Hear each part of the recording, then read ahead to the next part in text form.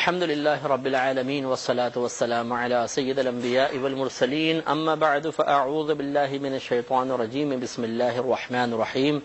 الحمدللہ پروگرام الفرقان میں عقیدہ آخرت بیان ہو رہا تھا اور ہم بدلائل قرآن کی روشنی میں عرض کر رہے ہیں کہ آخرت میں کیا کیا معاملات ظہور پذیر ہونے ہیں۔ ایک مسلمان کی حیثیت سے ہم پر لازم ہے کہ اس عقیدے کو مضبوط سے مضبوط تر کریں تاکہ آخرت کی تیاری کے سلسلے میں باطن میں قوت پیدا ہو جائے اور انسان غفلت سے باہر ہو۔ ابھی جو سورہ مطففین چل رہی تھی، اس میں جو عقیدہ آخرت یا آخرت سے متعلقہ جو آیات ہیں جو ہمارے اس عقیدے کو مضبوطی فراہم کرتی ہیں، اس کے بارے میں کلام چل رہا تھا، اور ہماری کوشش یہ ہے کہ اس میں کچھ ناصحانہ انداز بھی اختیار کر لیا جائے، اسے بھی شامل کر لیا جائے تو بہتر ہے،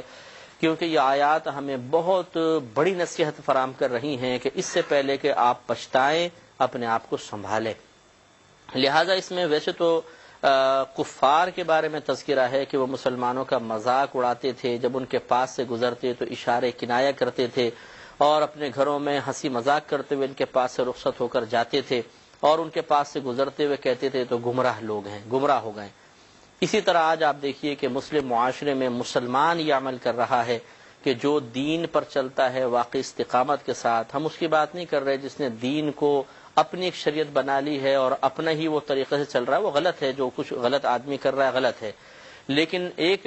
مسلمان ہے جو واقعی اپنے نبی کریم صلی اللہ علیہ وسلم کی بتائی ہوئی تعلیمات پر جس طرح چلنا چاہیے ویسے ہی چل رہا ہے، نیک بن رہا ہے، پرہیزگار ہے، متقی ہے، نمازی بن رہا ہے۔ اگر کوئی بہن ہے تو وہ پردے کی طرف مائل ہیں، بری باتوں سے اجتناب کر رہی ہیں، کنارہ کشی اختیار کر رہی ہیں، تو ہمیں وہ بری لگتی ہیں،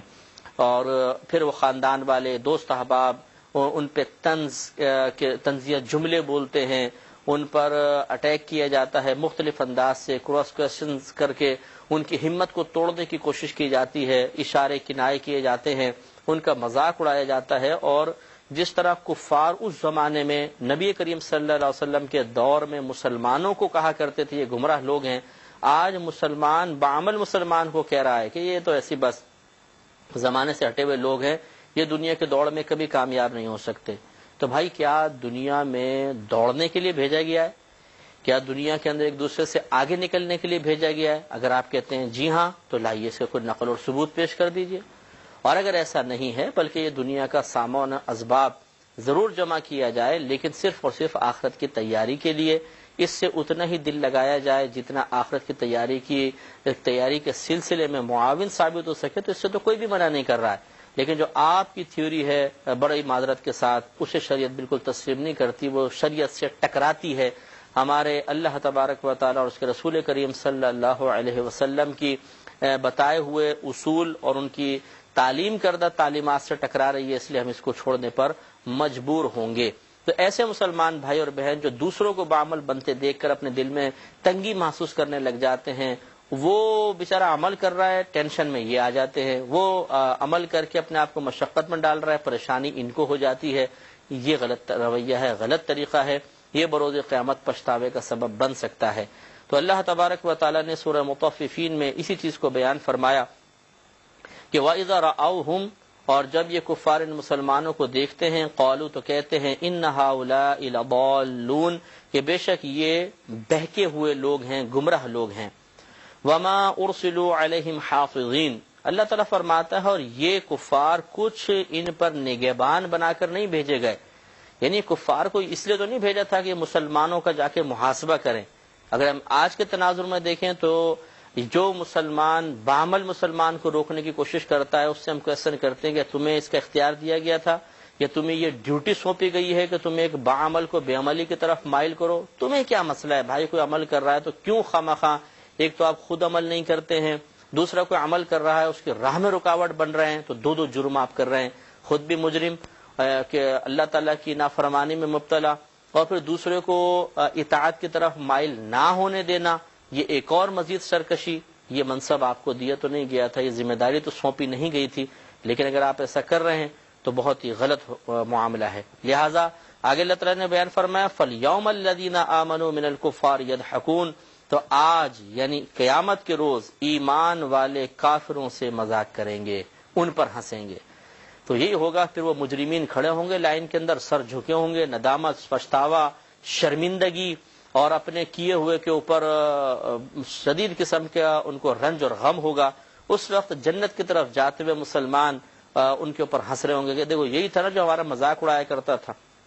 تو ہم اپنے مسلمان بھائیوں اور بہنوں کی خدمت میں دائرہ ادب میں رہ کر گزارش کرتے ہیں کہ کبھی کسی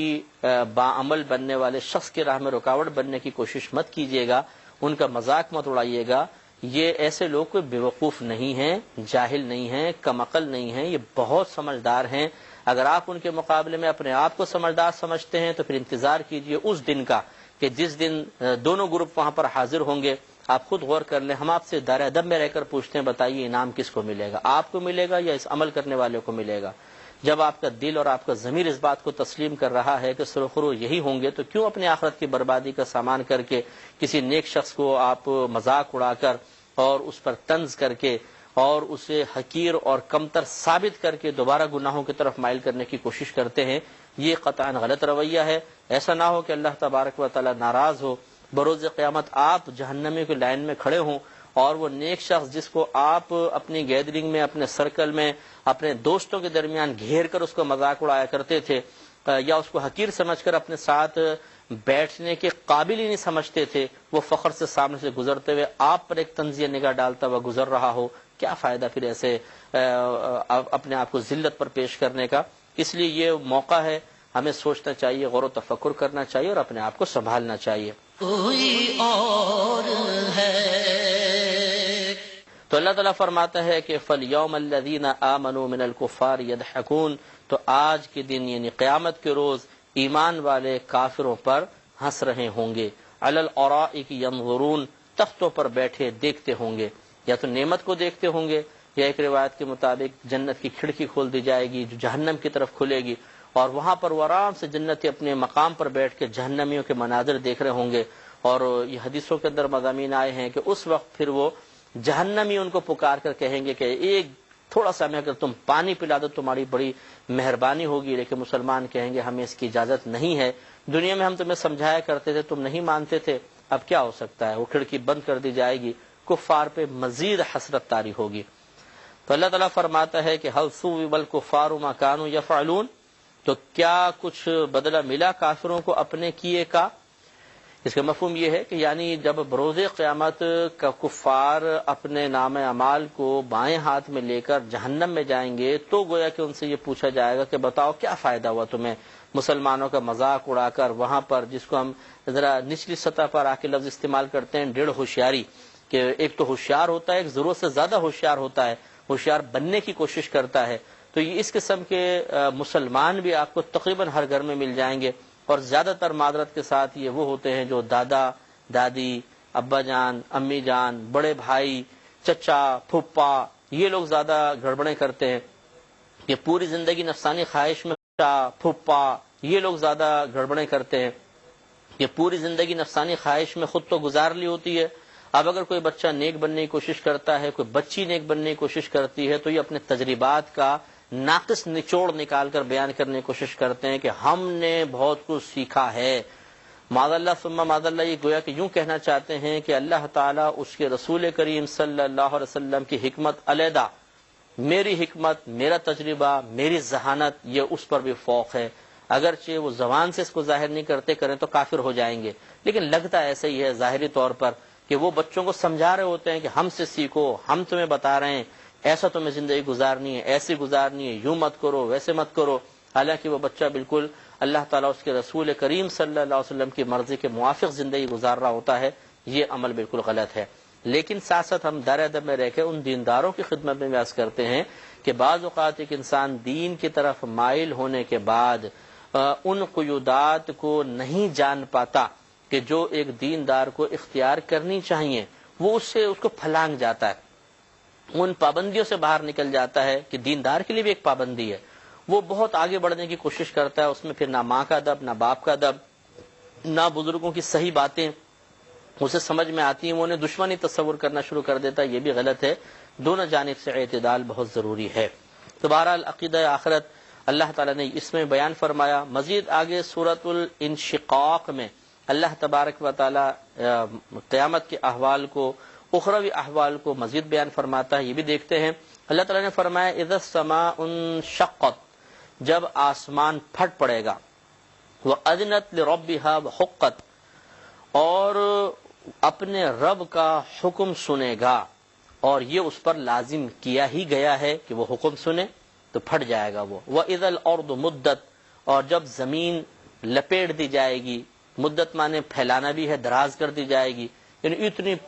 پھیل کے، مطلب جب یہ سمٹی ہوئی ہے تو چیزیں اس پہ قائم ہیں، جب یہ پھیل جائے گی تو چیزوں کا توازن قائم نہیں رہے گا، سب کچھ تباہ ہو جائے گا۔ مراد وہی ہے وَأَلْقَتْ مَا فِيهَا، اور جو کچھ اس میں ہے وہ باہر نکال دے گی، ڈال دے گی، وَتَخَلَّتْ، اور خالی ہو جائے گی، یعنی سارے خزانے باہر، مردے باہر، کیونکہ جب زمین الٹ پلٹ ہو جائے گی سب کچھ اندر باہر ایک جیسا ہو جائے گا۔ وَأَذِنَتْ لِرَبِّهَا وَحُقَّتْ، اور وہ اپنے رب کا حکم سنے گی، اور یہ اس پر لازم ہی کیا گیا ہے۔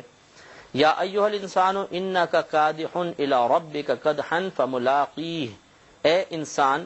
بے شک تجھے اپنی رب کی طرف ضرور دوڑنا ہے، پھر تو نے اس سے ملاقات کرنی ہے۔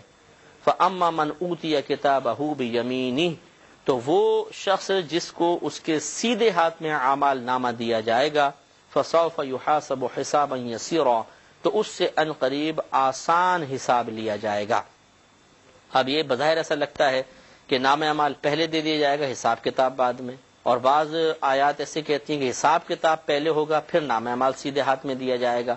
مراد یہ ہے کہ جس شخص کے سیدھے ہاتھ میں اعمال نامہ دے دیا گیا، یہ دینے کا ارادہ فرما لیا گیا، اس سے پھر حساب کتاب بھی آسان کیا جائے گا، اور جس کے بارے میں اللہ کا ارادہ یہ ہو کہ بائیں ہاتھ میں نام اعمال دیا جائے گا، اس سے حساب بھی سخت ہوگا۔ تو یہاں پر سیدھے ہاتھ میں اعمال نامہ دینے سے مراد سیدھے ہاتھ میں اعمال نامہ دینے کا ارادہ ہے، پہلے حساب ہوگا پھر باقاعدہ حصی طور پر نام اعمال سیدھے یا الٹے ہاتھ میں دیے جائیں گے۔ میں بہک سکوں یہ مجال کیا، میرا رہنما کوئی اور ہے۔ تو جب جس کے سیدھے ہاتھ میں اعمال نامہ دینے کا اللہ تعالیٰ ارادہ فرما لے، اس کا حساب بھی آسان ہوگا، تو نتیجہ کیا نکلے گا؟ وَيَنْقَلِبُ إِلَىٰ أَهْلِهِ مَسْرُورًا، تو وہ اپنے گھر والوں کی طرف خوش پلٹے گا، جا کر بتائے گا دیکھو میرے سیدھے ہاتھ میں اعمال نامہ دے دیا گیا، اللہ تعالیٰ نے میرا حساب آسان فرمایا۔ وَأَمَّا مَنْ أُوتِيَ كِتَابَهُ وَرَاءَ ظَهْرِهِ، اور وہ شخص جس کا نام اعمال اس کی پشت کے پیچھے سے دیا جائے گا۔ یہ دو طرح کے طریقے ہوں گے، ایک یہ کہ براہ راست بائیں ہاتھ میں، ایک یہ ہے کہ ہاتھ کو توڑ کر، یہ کہا جاتا ہے کہ یہ باطن سے نکل کے پیچھے نکلے گا پھر دیا جائے گا، یعنی اس طرح الٹے ہاتھ میں پیچھے، یا اس کو پیچھے ہاتھ باندھا جائے گا اور بندھے ہوئے ہاتھ کے اندر نام اعمال پکڑایا جائے گا، اس لیے پشت کے پیچھے سے دینے کا ذکر فرمایا۔ فسوف يدعو ثبورا، تو جب اس کو یہ سیدھے ہاتھ میں اعمال نامہ پشت کے پیچھے دیا جائے گا تو اللہ تعالیٰ فرماتا ہے کہ فسوف يدعو ثبورا، وہ ان قریب موت مانگے گا، کاش میں مر جاؤں، اب انجام نہ ہو، بس میرا برا انجام، اب تو جہنم میں جانا پڑے گا، تو وہ تمنا کرے گا کہ کاش مجھے موت مل جائے۔ وَيَصْلَىٰ سَعِيرًا، وہ بھڑکتی ہوئی آگ میں جائے گا۔ إِنَّهُ كَانَ فِي أَهْلِهِ مَسْرُورًا، اللہ تعالیٰ فرماتا ہے اس سے پہلے یہ دنیا میں اپنے گھر والوں میں بڑا خوش تھا۔ دیکھیں فرق یہ ہے، مومن اس وقت خوش ہوگا اور کافر خوش تھا، تو وہ گھر میں بڑا خوش تھا، اب وہاں پہنچے گا تو پچھتاوا ہوگا۔ إِنَّهُ ظَنَّ أَن لَّن يَحُورَ، وہ سمجھا تھا کہ اسے پلٹنا نہیں ہے، اللہ تعالیٰ کی بارگاہ میں پہنچنا نہیں ہے، اس لیے بڑا خوش تھا، زندگی گزارو صاحب جیسے گزار سکتے ہیں بلا، لیکن اللہ تعالیٰ فرماتا ہے ہاں کیوں نہیں، إِنَّ رَبَّهُ كَانَ بِهِ بَصِيرًا، بے شک اس کا رب اسے دیکھ رہا ہے یا دیکھ رہا تھا کہ کیا کر رہا ہے، اور اس کی گرفت رب بروز قیامت ہو گئی۔ لہذا مسلمان کو بھی اس سے عبرت حاصل کرنی چاہیے، عقیدہ آخرت حق ہے۔ جب ہم ابھی گھر والوں کے درمیان ہوتے ہیں، خوش رہتے ہیں، بے پرواہی کی زندگی گزارتے ہیں، ہمیں کوئی ندامت نہیں، کوئی افسوس نہیں، کوئی گرفت کا احساس نہیں، لیکن ایک وقت آئے گا بروز قیامت اللہ کی بارگاہ میں ضرور پہنچنا ہے، وہاں جا کر ہو سکتا ہے کہ پھر ہمیں پچھتاوے میں مبتلا ہونا پڑ جائے۔ اس سے آگے اللہ تبارک و تعالی نے سورۃ الغاشیہ میں چند آیات ایسی ہیں جن میں عقیدہ آخرت کو بیان فرمایا۔ جہاں ارشاد ہوتا ہے کہ هل اتاک حدیث الغاشیہ، کہ بے شک تمہارے پاس، ویسے تو حل سوال کے لیے آتا ہے کہ کیا آپ کے پاس ایسی خبر آئی ہے، لیکن یہاں سوال کرنا تو مقصود نہیں، کیونکہ سوال لا علمی کی علامت ہوتا ہے، اور بعض اوقات ایسا ہوتا ہے کہ سامنے والے کا امتحان لینا مقصود ہوتا ہے، اور بعض اوقات ایسا ہوتا ہے کہ سوالیہ انداز میں چیز بیان کی جاتی ہے لیکن تحقیقی بات ہوتی ہے۔ تو یہاں بے شک کا ترجمہ اس لیے کیا جاتا ہے کہ حل اتاک حدیث الغاشیہ، بے شک تمہارے پاس اس مصیبت کی خبر آئی جو چھا جائے گی۔ غاشیہ مانے چھا جانے والی، اور اس سے مراد قیامت ہے۔ وجوہ یومئذ خاشعہ، کتنے ہی منہ اس دن ذلیل ہوں گے۔ عاملۃ ناصبہ، وہ کام کرنے والے اور مشقت جھیلنے والے، کہ جو انہوں نے کام کی اس کی مشقت جھیلیں گے۔ تصلی نارا حامیہ، وہ بھڑکتی آگ میں داخل ہوں گے۔ تسقی من عین آنیہ، نہایت جلتے چشمے کا پانی پلائے جائیں گے، جلتے چشمے کا پانی، کھولتا ہوا پانی ان کو پلایا جائے گا۔ لیس لہم طعام الا من ضریع،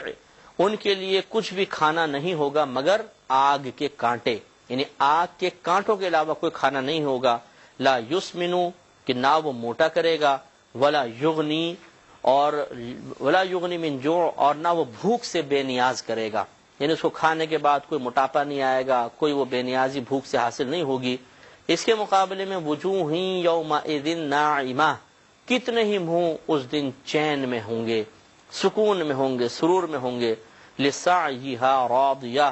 اپنی کوشش پر راضی ہوں گے۔ فی جنت عالیہ، وہ بلند باغ میں ہوں گے، یعنی بلند جنت میں ہوں گے۔ لا تسمع فیہا لاغیہ، کہ اس میں کوئی بیہودہ بات نہیں سنیں گے۔ فیہا عین جاریہ، اس میں جاری رواں چشمے ہیں۔ فیہا سرر مرفوعہ، اس میں بلند تخت ہیں۔ واکواب موضوعہ، اور چنے ہوئے کوزے ہیں، پیالے رکھے ہوئے، پیالے ہیں ترتیب کے ساتھ، بڑی خوبصورتی کے ساتھ رکھے ہوئے ہیں۔ ونمارق مصفوفہ، اور برابر برابر بچھے ہوئے قالین ہیں۔ وزرابی مبثوثہ، اور پھیلی ہوئی چاندنیاں ہیں، یعنی سفید جو چادر نیچے بچھائی جاتی ہے اس کو چاندنی کہا جاتا ہے۔ تو اللہ تعالیٰ نے گویا کہ ایک نقشہ کھینچ دیا ہے جنت کے بارے میں، کہ جو اللہ تعالیٰ کے نیک بندے ہوں گے وہ ان نعمتوں میں ہوں گے۔ اللہ تعالیٰ ہمیں بھی ان میں داخلے کی توفیق عطا فرمائے، آمین۔ وآخر دعوانا